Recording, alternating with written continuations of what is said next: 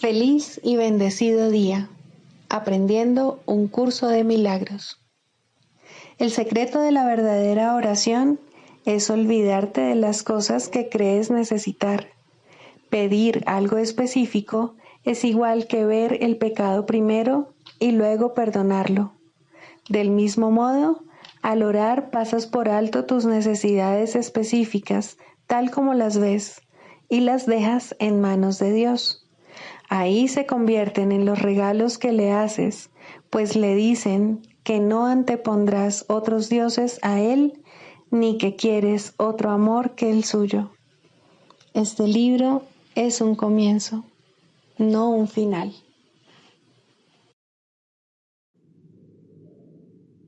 Del prefacio, que postula, párrafo 10. Lo opuesto a ver con los ojos del cuerpo es la visión de Cristo, la cual refleja fortaleza en vez de debilidad, unidad en vez de separación y amor en vez de miedo. Lo opuesto a oír con los oídos del cuerpo es la comunicación a través de la voz que habla en favor de Dios, el Espíritu Santo, el cual mora en cada uno de nosotros. Su voz nos parece distante y difícil de oír, porque el ego, que habla en favor del yo falso y separado, parece hablar a voz en grito. Sin embargo, es todo lo contrario. El Espíritu Santo habla con una claridad inequívoca y ejerce una atracción irresistible. Nadie puede ser sordo a sus mensajes de liberación y esperanza, a no ser que elija identificarse con el cuerpo. Ni nadie puede dejar de aceptar jubilosamente la visión de Cristo a cambio de la miserable imagen que tiene de sí mismo.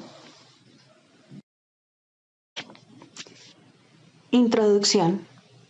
Este es un curso de milagros. Es un curso obligatorio. Solo el momento en que decides tomarlo es voluntario. Tener libre albedrío no quiere decir que tú mismo puedas establecer el plan de estudios. Significa únicamente que puedes elegir lo que quieres aprender en cualquier momento dado.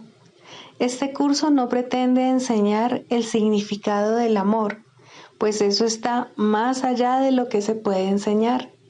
Pretende, no obstante, despejar los obstáculos que impiden experimentar la presencia del amor, el cual es tu herencia natural. Lo opuesto al amor es el miedo, pero aquello que todo lo abarca no puede tener opuestos. Este curso puede, por lo tanto, resumirse muy simplemente de la siguiente manera. Nada real puede ser amenazado. Nada irreal existe. En esto radica la paz de Dios.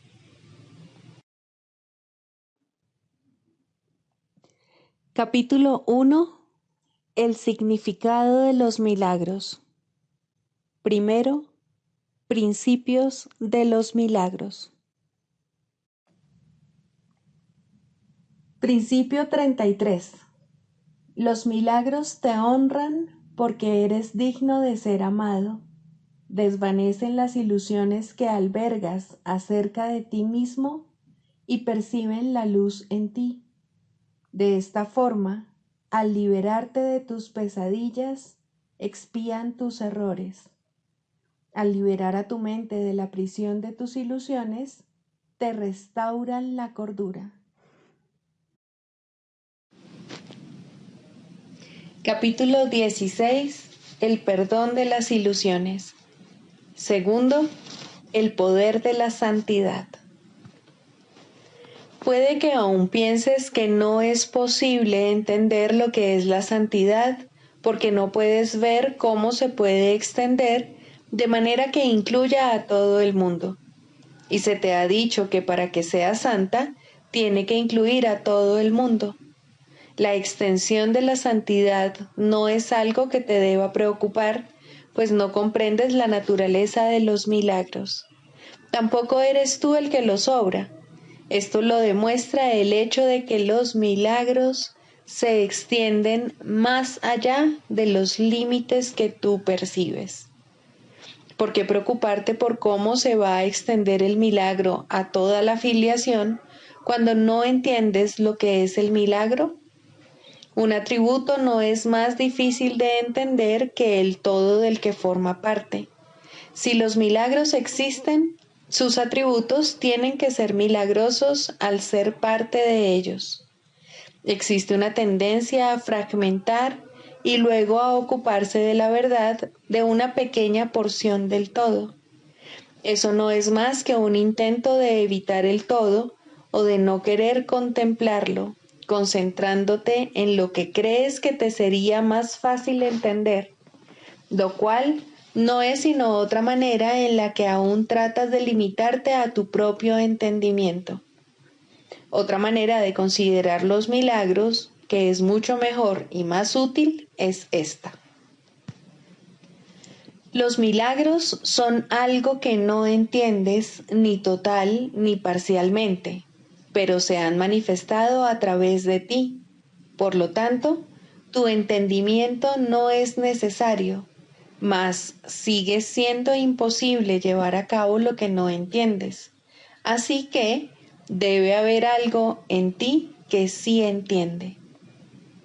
Es imposible que los milagros te parezcan naturales, porque lo que has hecho para hacerle daño a tu mente la ha vuelto tan antinatural que no recuerda lo que le es natural. Y cuando se te dice lo que es natural, no puedes comprenderlo. El reconocimiento de que la parte es igual al todo y de que el todo está en cada parte es perfectamente natural, pues así es como Dios piensa, y lo que es natural para Él es natural para ti. Una percepción completamente natural te mostraría de inmediato que es imposible que haya grados de dificultad en los milagros, pues ello estaría en contradicción con su significado. Y si pudieses comprender su significado, sus atributos no podrían causarte perplejidad. Has obrado milagros, pero es muy evidente que no los has obrado solo. Cada vez que te extendiste hasta otra mente y te uniste a ella, tuviste éxito. Cuando dos mentes se unen y comparten una idea por igual, se establece el primer eslabón de la conciencia de que la filiación es una. Cuando estableces esta unión, tal como el Espíritu Santo te pide, y se la ofreces para que Él se valga de ella como crea conveniente, la percepción que naturalmente tiene de dicho regalo le permite a Él comprenderla y a ti usar su comprensión en beneficio propio. Es imposible convencerte de la realidad de lo que sin duda se ha logrado por el hecho de haber estado tú dispuesto a ello, mientras creas que a menos que tú lo entiendas no es real. ¿Cómo puedes tener fe en la realidad mientras sigas empeñado en querer hacerla irreal? ¿Crees realmente que te encuentras más a salvo afirmando que las ilusiones son reales que aceptando jubilosamente la verdad tal como es y dando gracias por ella? Honra la verdad que se te ha dado y regocíjate de que no la comprendas. Los milagros son algo natural para aquel que habla por Dios, pues su tarea es traducir el milagro al conocimiento que representa, pero que se encuentra vedado para ti. Permite que el entendimiento que Él tiene de los milagros te baste, y no les vuelvas la espalda a los testigos que Él te ha dado, quienes dan fe de su realidad. No hay prueba que pueda convencerte de la verdad de lo que no deseas. No obstante, tu relación con Él es real. No veas esto con miedo, sino con regocijo. Aquel que invocaste está contigo. Dale la bienvenida y honra a los testigos que te traen las buenas nuevas de su llegada. Es cierto, tal como temes, que reconocerlo a Él supone la negación de todo lo que crees saber, pero lo que crees saber nunca fue verdad. ¿De qué te sirve aferrarte a ello y negar las pruebas en favor de la verdad? Pues estás demasiado cerca de la verdad como para poder renunciar a ella ahora, y no podrás sino ceder ante su irresistible atracción.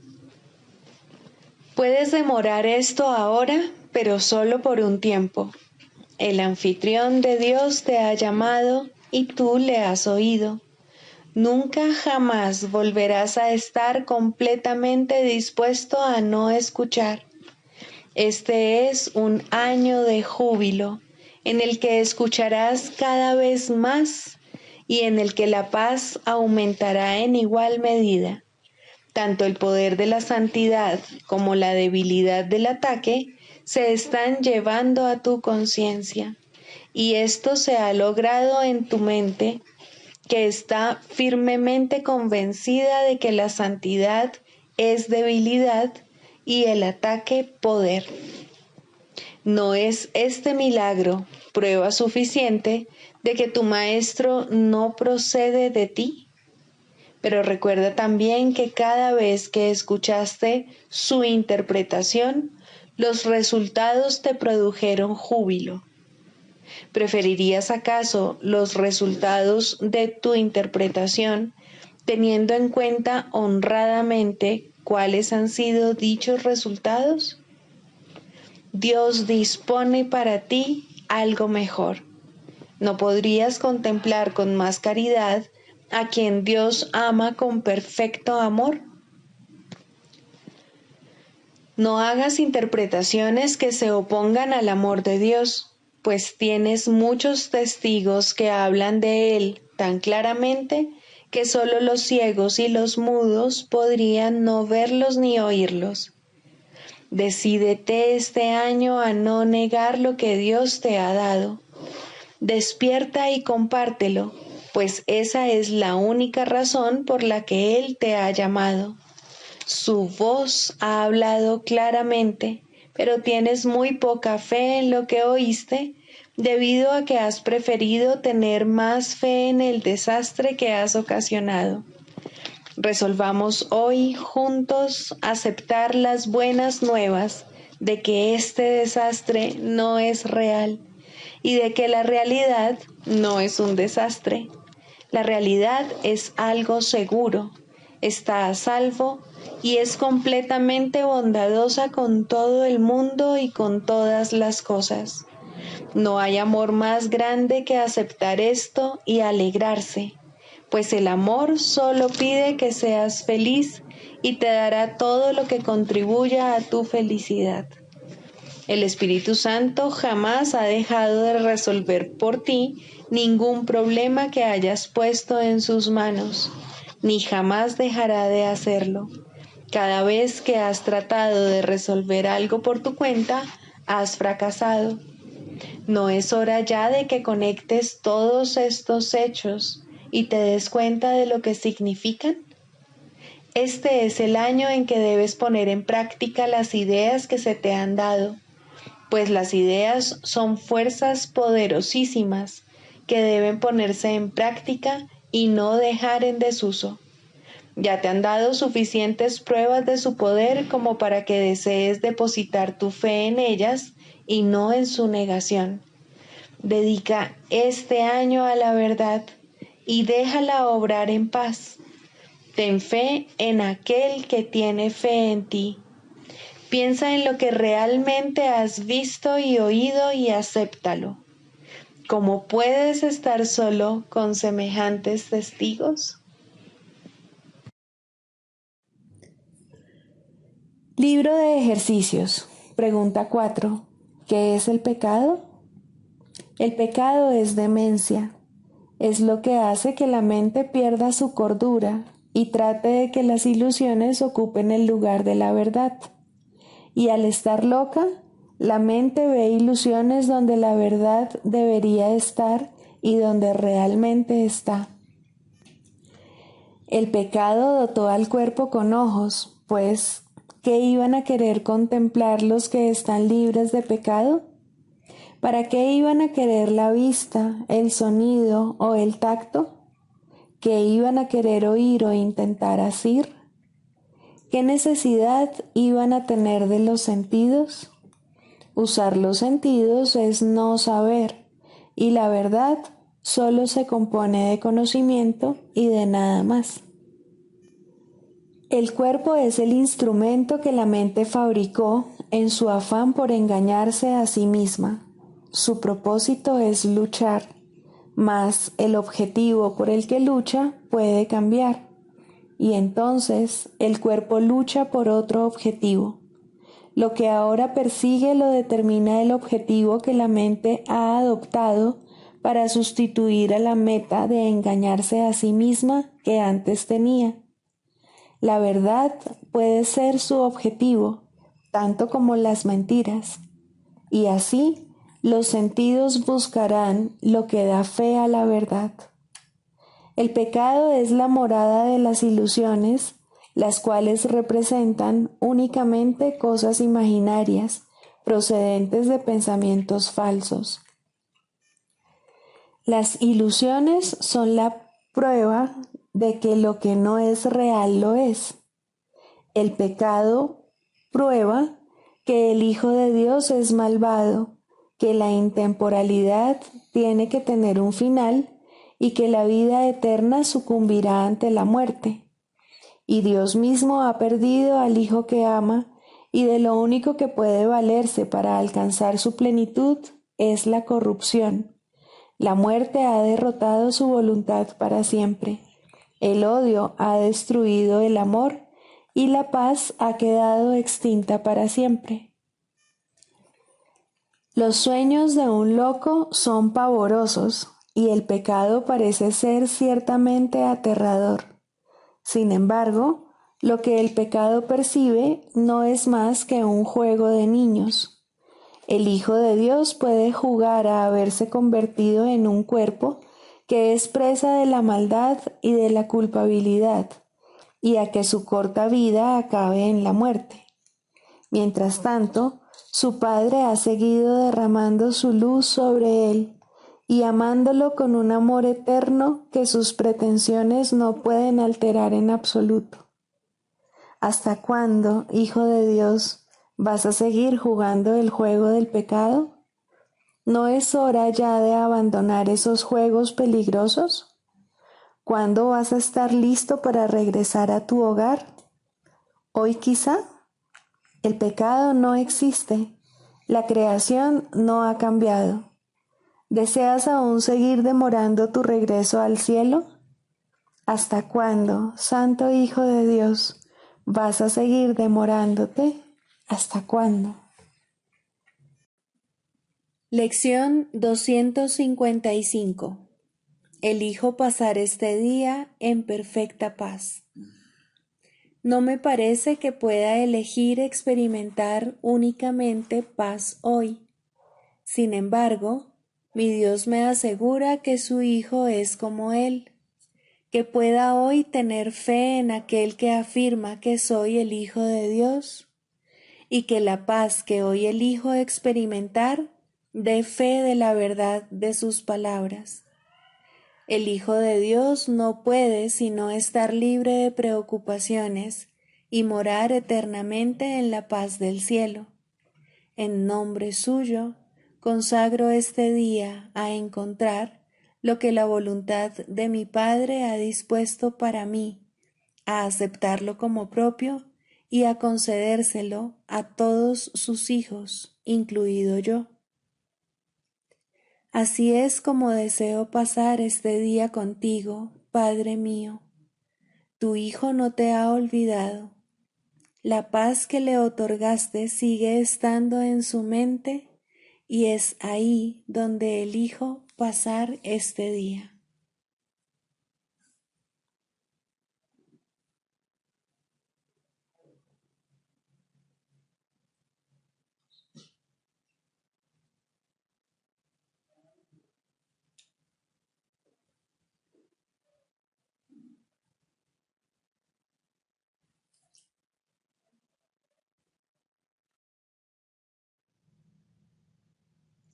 Del Manual para el Maestro, pregunta 4. ¿Cuáles son las características de los maestros de Dios? 2. Honestidad.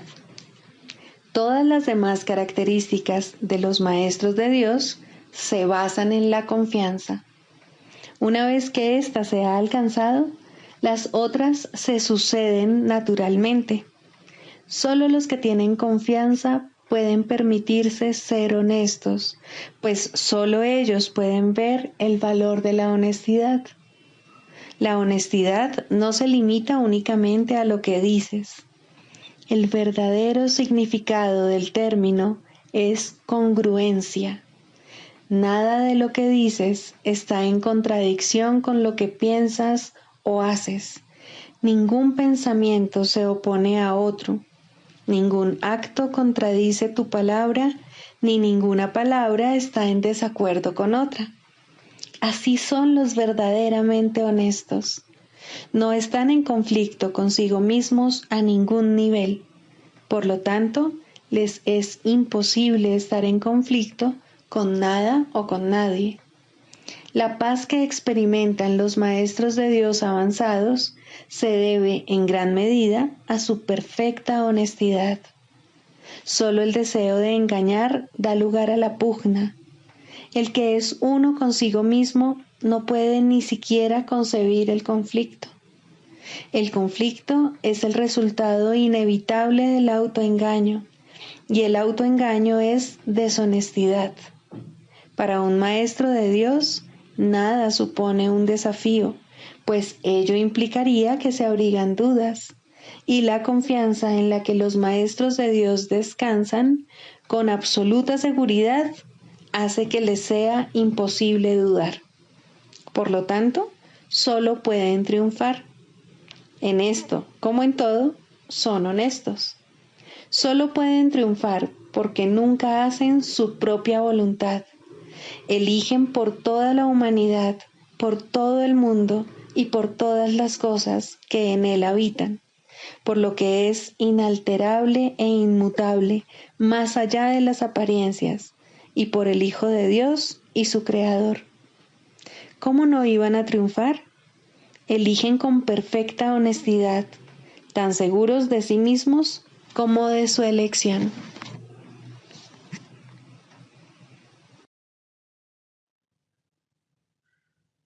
Manual para el Maestro, pregunta 12. ¿Cuántos maestros de Dios se necesitan para salvar el mundo? La respuesta a esta pregunta es uno solo. Un maestro absolutamente perfecto que haya completado su aprendizaje es suficiente. Este maestro santificado y redimido se convierte en el ser que es el Hijo de Dios, quien siempre fue únicamente espíritu, ya no se ve a sí mismo como un cuerpo, y ni siquiera como que se halla dentro de un cuerpo. Por lo tanto, es ilimitado, y al no tener límites, sus pensamientos están unidos eternamente a los de Dios. La percepción que tiene de sí mismo está basada en el juicio de Dios, no en el suyo propio. De esta manera comparte la voluntad de Dios y lleva sus pensamientos a las mentes que todavía están engañadas. Es eternamente uno porque es tal como Dios lo creó.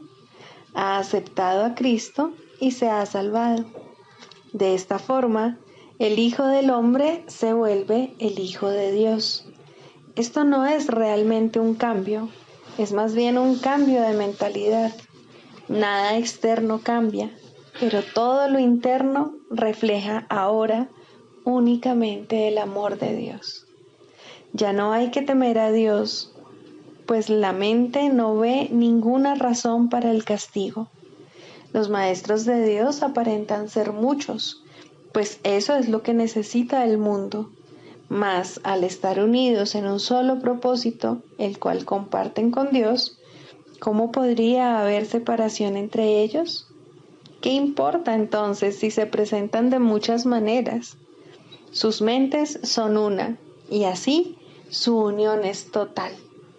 Y Dios opera ahora a través de ellos cual uno solo, pues eso es lo que son.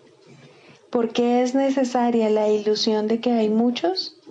Únicamente porque para los ilusos la realidad no es comprensible.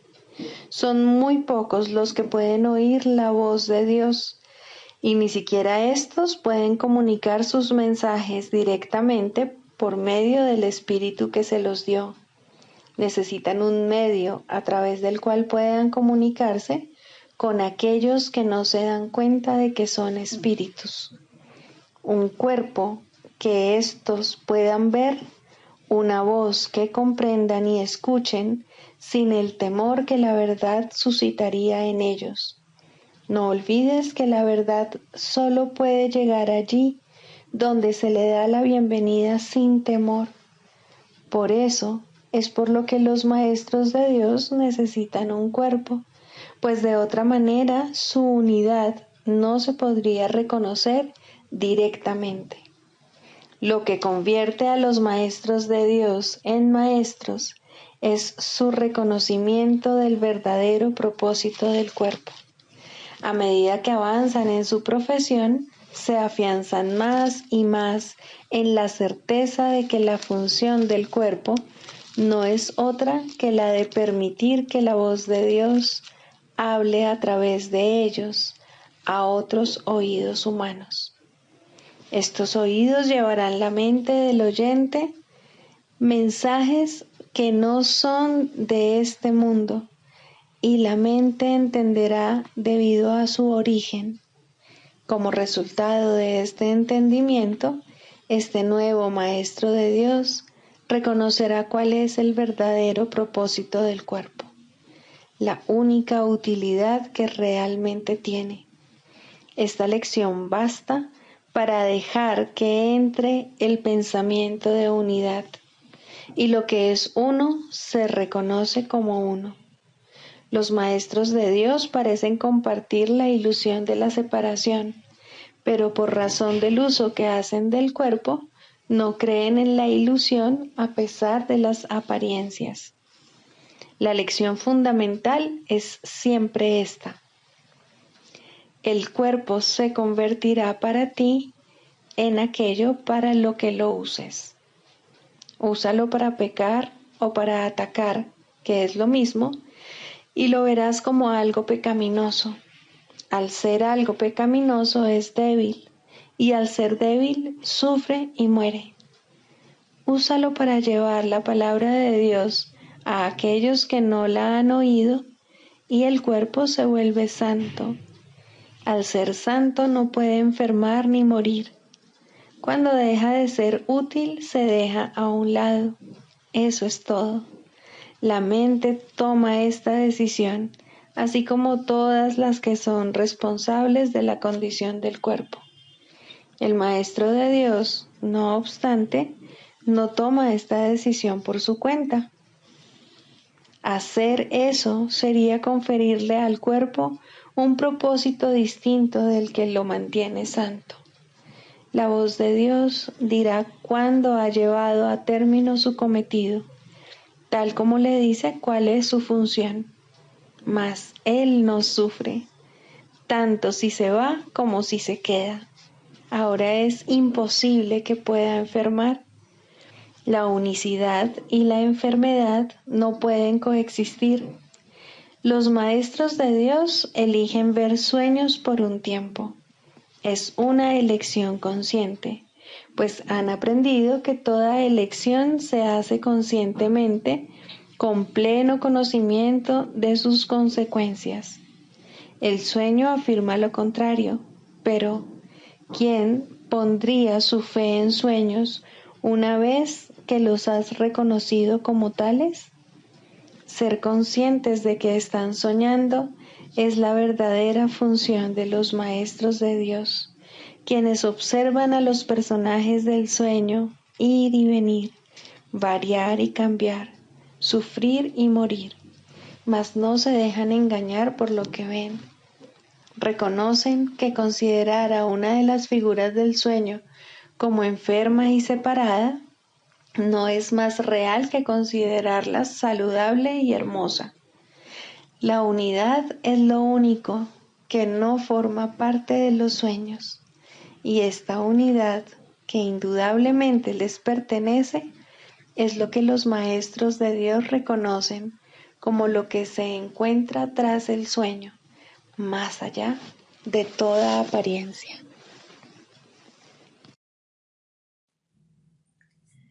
Manual para el maestro. Clarificación de términos. 4. La percepción verdadera, el conocimiento. El mundo que ves no es más que la ilusión de un mundo. Dios no lo creó, pues lo que Él crea tiene que ser tan eterno como Él. En el mundo que ves, no obstante, no hay nada que haya de perdurar para siempre. Algunas cosas durarán en el tiempo algo más que otras, pero llegará el momento en el que a todo lo visible le llegue su fin. Los ojos del cuerpo no son, por lo tanto, el medio a través del cual se puede ver el mundo real, pues las ilusiones que contemplan solo pueden conducir a más ilusiones de la realidad. Y eso es lo que hacen, pues todo lo que los ojos del cuerpo ven no solo no ha de durar, sino que además se presta a que se tengan pensamientos de pecado y culpabilidad. Todo lo que Dios creó, por otra parte, está por siempre libre de pecado y por ende, por siempre libre de culpabilidad. El conocimiento no es el remedio para la percepción falsa, puesto que al proceder de distintos niveles jamás pueden encontrarse. La única corrección posible para la percepción falsa es la percepción verdadera. Esta no perdurará, pero mientras dure, su propósito será sanar. La percepción verdadera es un remedio que se conoce por muchos nombres. El perdón, la salvación, la expiación y la percepción verdadera son todos una misma cosa. Son el comienzo de un proceso cuyo fin es conducir a la unicidad que los trasciende a todos. La percepción verdadera es el medio por el que se salva al mundo de las garras del pecado, pues el pecado no existe. Y esto es lo que la percepción verdadera ve. El mundo se yergue como un sólido muro ante la faz de Cristo, pero la percepción verdadera lo ve solo como un frágil velo, tan fácil de descorrer que no podría durar más de un instante. Por fin se ve el mundo tal como es, y ahora no puede sino desaparecer, pues en su lugar ha quedado un espacio vacío que ha sido despejado y preparado. Donde antes se percibía destrucción, aparece ahora la faz de Cristo, y en ese instante el mundo queda olvidado, y el tiempo acaba para siempre al disolverse el mundo en la nada de donde provino. Un mundo perdonado no puede durar mucho. Era la morada de los cuerpos, pero el perdón mira más allá de ellos. En eso radica su santidad. Así es como sana. El mundo de los cuerpos es el mundo del pecado, pues sólo si el cuerpo existiese sería posible el pecado.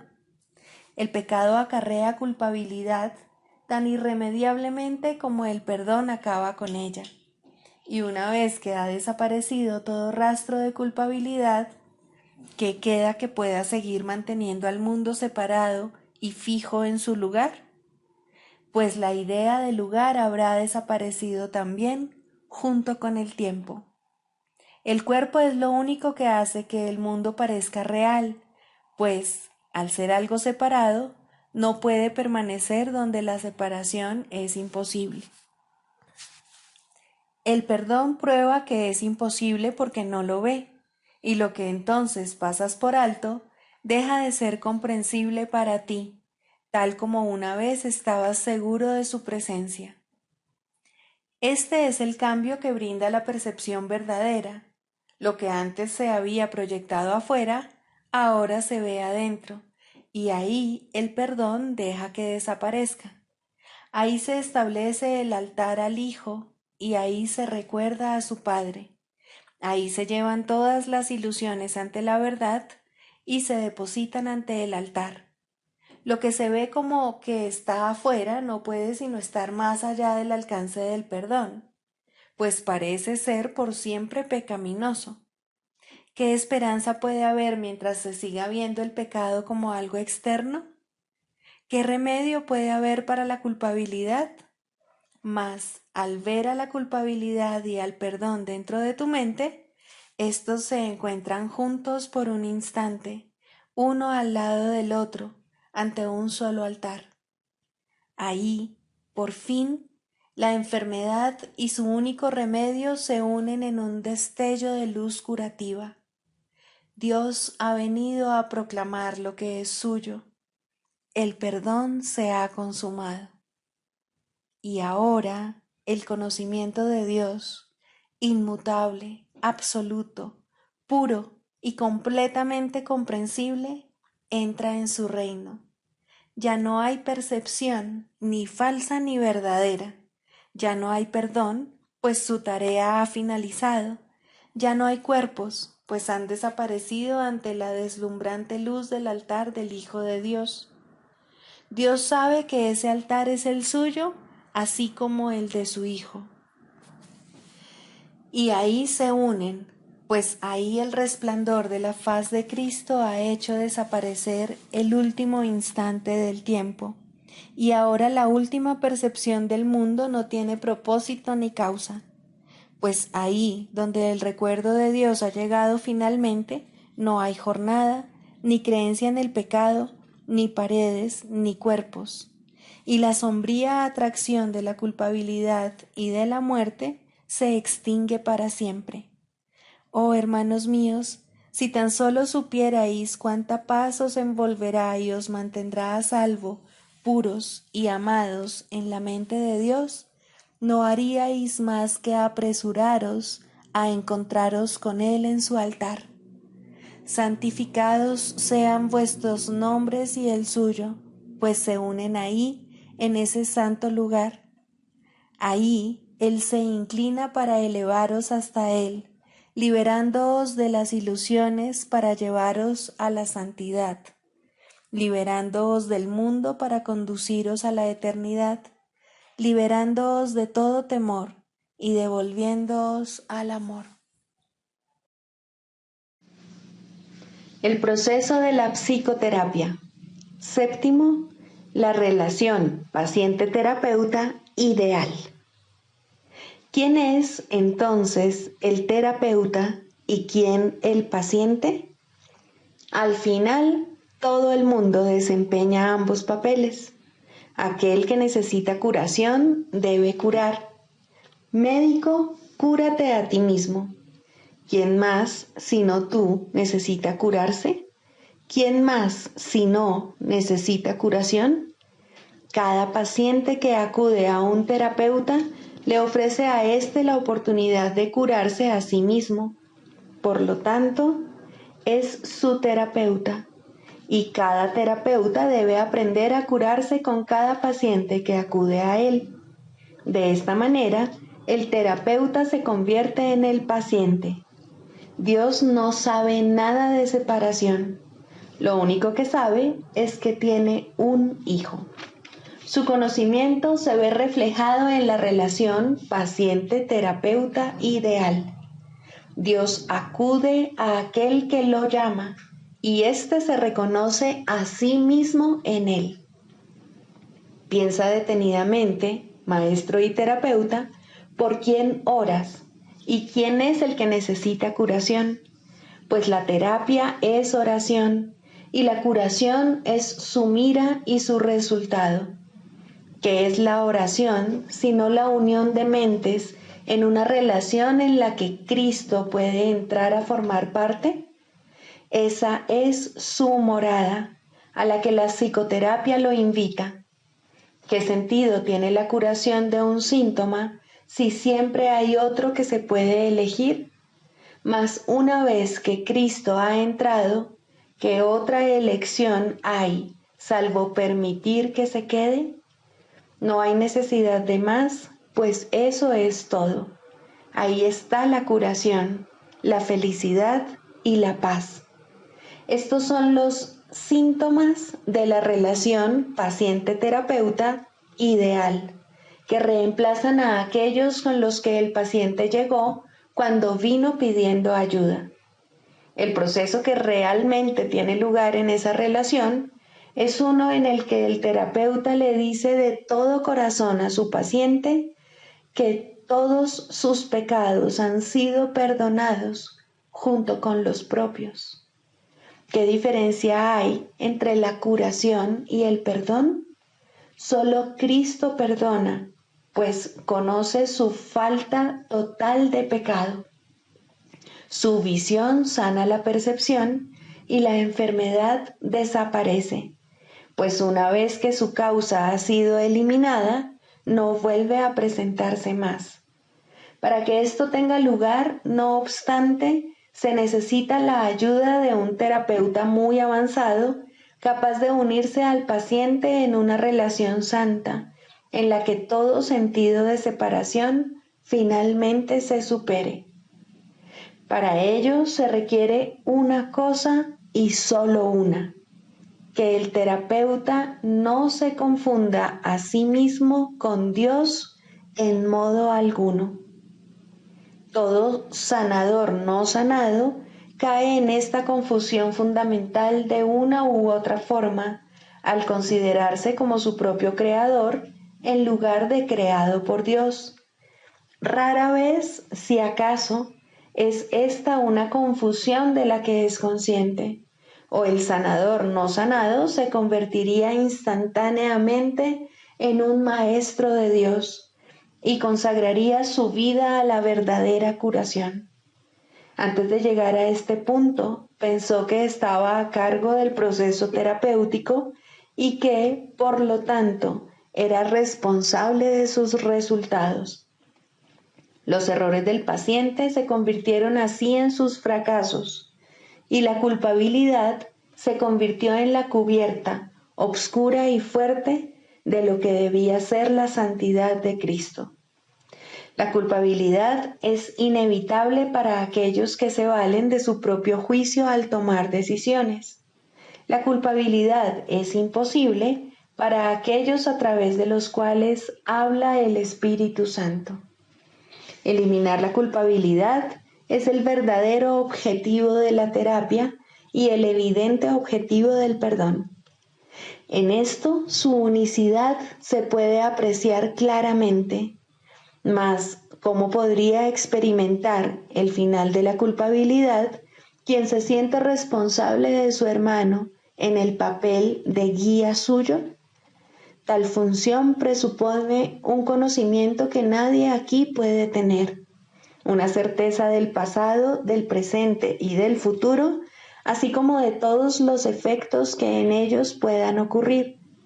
Solo desde esta perspectiva omnisciente podría ser posible semejante función, mas ninguna percepción es omnisciente, ni es el diminuto yo de uno solo contra el universo capaz de asumir que posee tal sabiduría, excepto en la locura. Que muchos terapeutas están locos es obvio. Ningún sanador no sanado puede estar completamente cuerdo. No obstante, es tan demente negarte a aceptar una función que Dios te ha encomendado como lo es inventar una que Él no te dio. El terapeuta avanzado en ningún caso puede dudar del poder que hay en él, ni tampoco de la fuente de ese poder. Comprende que todo poder en la tierra y en el cielo le pertenece por ser quien es. Y Él es quien es debido a su Creador, cuyo amor reside en Él y quien jamás puede fallar. Piensa en lo que esto significa. Los regalos de Dios son suyos para dar. Sus pacientes son los santos de Dios, quienes invocan su santidad para hacerla suya, y según Él las concede, ellos contemplan la radiante faz de Cristo, que, a su vez, los contempla a ellos. Los dementes, al creer que son Dios, no temen ofrecer debilidad al Hijo de Dios, y por esa razón lo que ven en Él en verdad los atemoriza.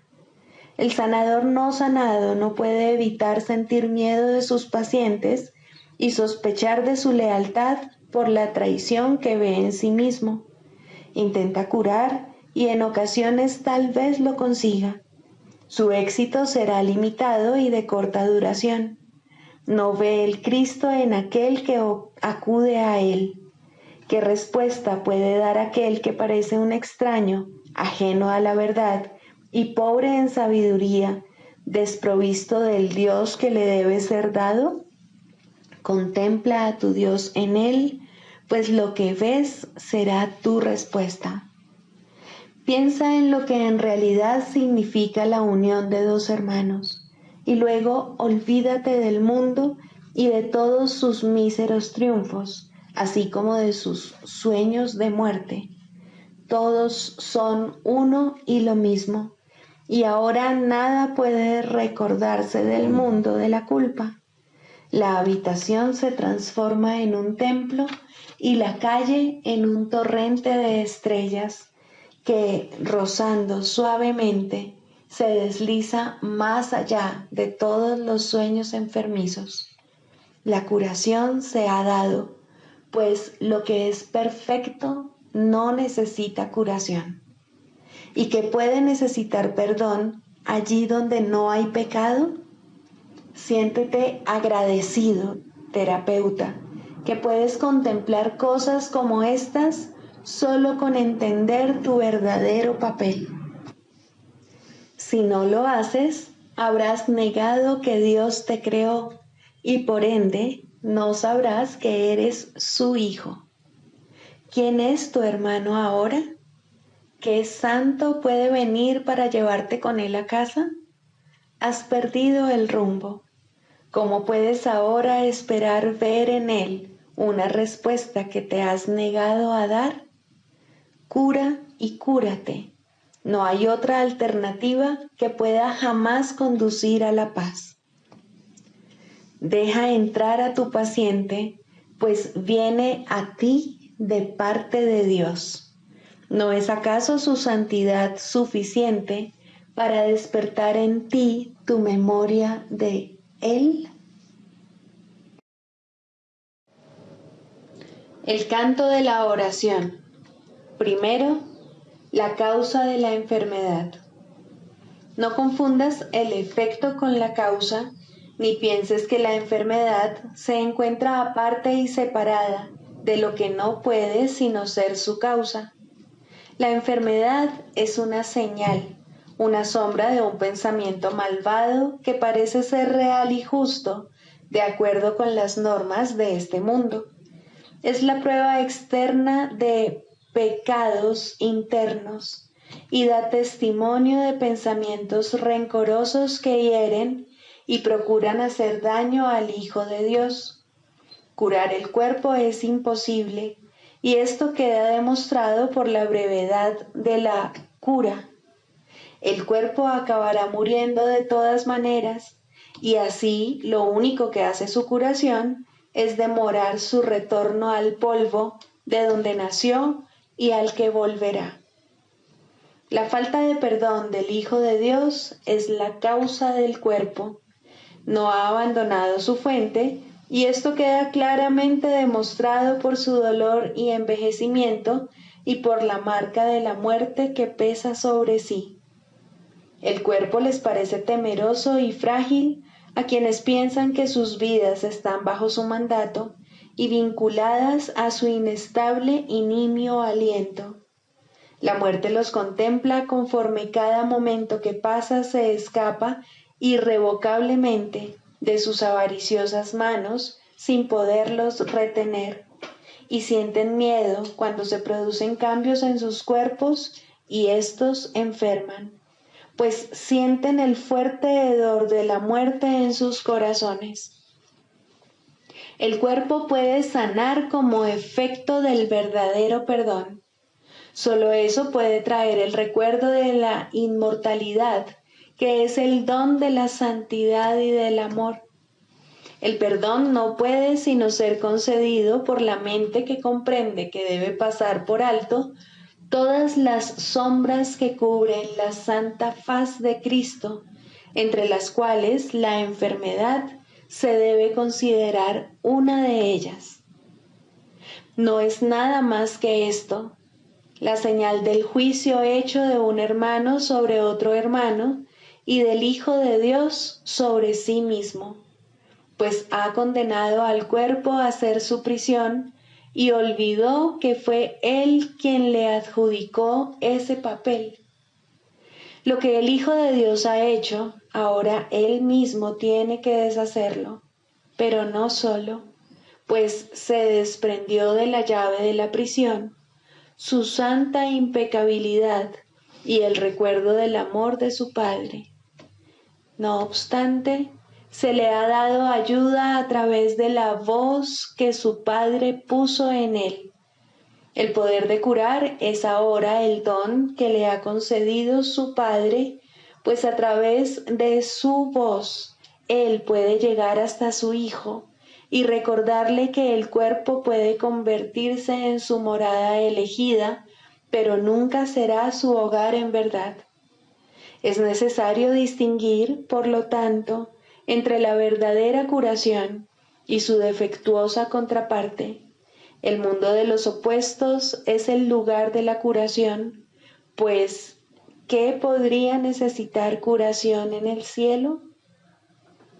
Tal como en el mundo, la oración puede pedir desacertadamente y la aparente caridad perdonar para matar. Así la curación puede ser tanto falsa como verdadera, testigo del poder del mundo o del eterno amor de Dios.